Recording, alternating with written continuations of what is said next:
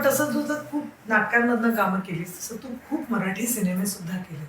तू मराठी सिनेमांविषयी आणि जो बदललेला मराठी सिनेमा आहे त्याच्याविषयी आणि अ, खूप कलाकार येतात त्या सगळ्यांचं म्हणणं असं आहे की थोडं ना मराठी इंडस्ट्रीनी बदलणं गरजेचं आहे.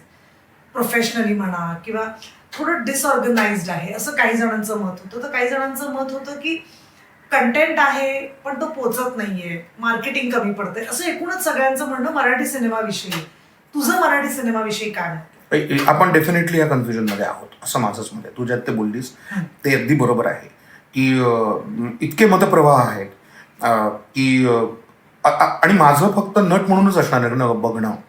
आपण काय मित्र म्हणून अरे हा सिनेमात का खरं तर चांगला विषय होता, खरं तर हे पण होते, खरं तर ते पण होते, पण नाही चालला, अरे हा तो सॉलिडच चालला. सो मी नेहमी अशा विचारांचा आहे की बाई पण बारी देवासारखा चित्रपट असेल किंवा सैराट सारखा चित्रपट असेल, नटसम्राट असेल, त्याच्या आधी दुनियादारी असेल, हे जे 4 अगदी आपण इतका प्रचंड बिझनेस या सिनेमांनी केला. याचा अर्थ प्रेक्षक आहेत, याचा अर्थ प्रेक्षक आहे, बरोबर. हे सगळे थिएटरमध्ये जाऊन बघणार आहेत म्हणजे आहेत. मग आपलं काय चुकतंय? हेही मला मान्य आहे की असा एखादा चित्रपट येणार आहे की ज्याला इतके लोक आवडीने जातील, पण इंडस्ट्री म्हणून एक व्यवसाय म्हणून चालण्यासाठी 4 सिनेमे चालायला लागतात.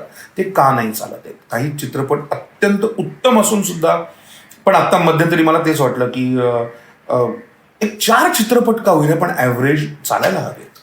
आणि आपण म्हणतोच पण तफावत खूप आहे. हो, मे बी अजूनही जसं नाटकाला आपल्याला जाऊनच बघावं लागतं तसं कदाचित अजून आपल्याकडे लोकांना असं आहे का की काय येईल सिनेमा OTTवर तेव्हा बघतो, असं आहे का? कारण नाटक काही तुझ्या OTTवर येणार नाहीये ना. नाटक हा एक्सपिरियन्स जाऊन तुला घ्यायचा आहे.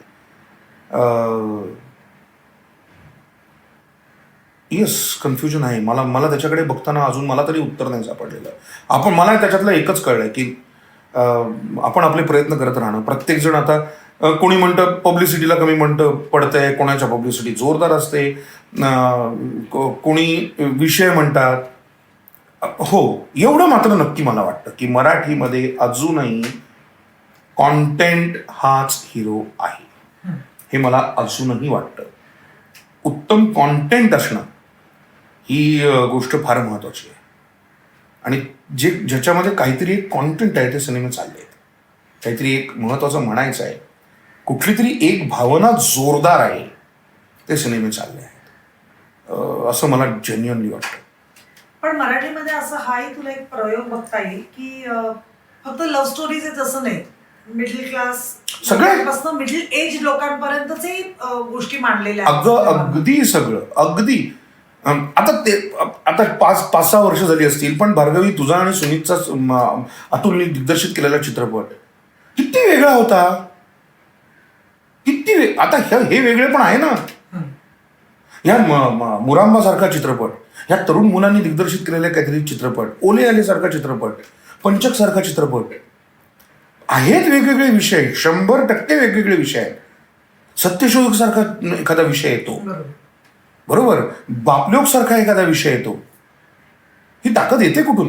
अदरवाईज महाराजांवरचे चित्रपट आहे, धर्मवीर सारखा चित्रपट आहे. तुझ्याकडे केवढा कॅटलॉग आहे मराठीमध्ये. खरं तर तसं बघायला गेलं तर केवढा कॅटलॉग आहे बघ ना तू, वेगवेगळ्या पद्धतीचा. तुला ऐतिहासिक पासनं, सामाजिक पासनं, विनोदापासनं, कौटुंबिक पासनं, लव्ह स्टोरी पर्यंत सगळा पिसारा खरं तर मराठीमध्ये आहे. आणि त्यातले काही चित्रपट उत्तम आहेत. जेव्हा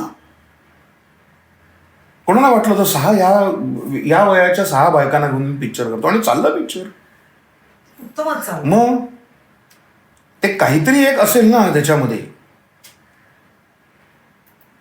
सो मला असं वाटतं की मराठीतल्या नटांना एकटं स्टार होता येत नाही, त्यांना कॉन्टेंट बरोबर एकत्र हात मिळवणी करूनच स्टार व्हायला पाहिजे. तसाच एक मराठीतला महत्वाचा भाग जो आपणही दोघांनी केला एकत्र, जसं आपण खूप काम केलंय म्हटलं, तो म्हणजे प्रहसन म्हणजे स्किट्स. हम्म. तू एका पॉइंट नंतर ते सगळं करणं बंद केलंस. हो. त्याच्या मागचं कारण? कारण नाही आहे माझ्याकडे ती टॅलेंट. माझ्याकडे एवढीशीच आयडिया आहे. माझा कंटाळा आला असता लोकांना, आणि जो मला माझा सुद्धा येतो.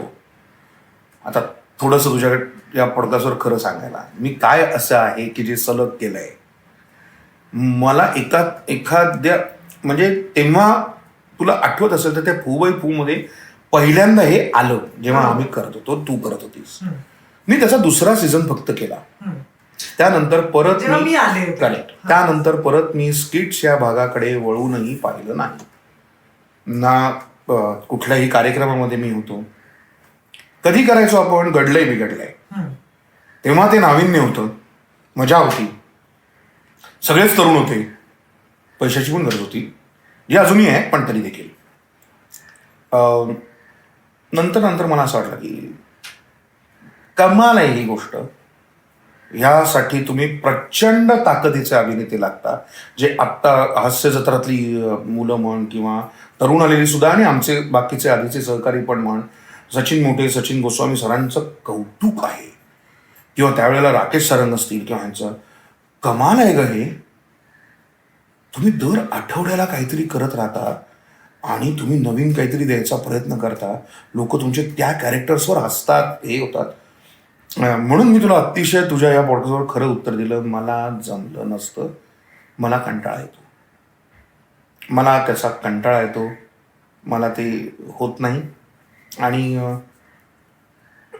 10 वर्ष तेच करत राहणं हे काही शक्य नाही. हा माझा not my cup of T. जे करतात त्यांच्याविषयी अतोनात आदर आहे, अतोनात. कारण ते करणं सोपं नाही. नक्कीच. अरे तुम्ही 4 वेळा केल्यानंतर लोकांना म्हणारे तेच झालं असं समजा म्हणू शकतात. तुम्ही इतकी वर्ष ते करत राहतायत, ही भारी माणसं आहेत. जेन्युअनली मला आदर आहे त्यांच्याविषयी. पण तू नाही करू शकत. मी द्यायचं तितकं शब्द उत्तर दिलंय तुला.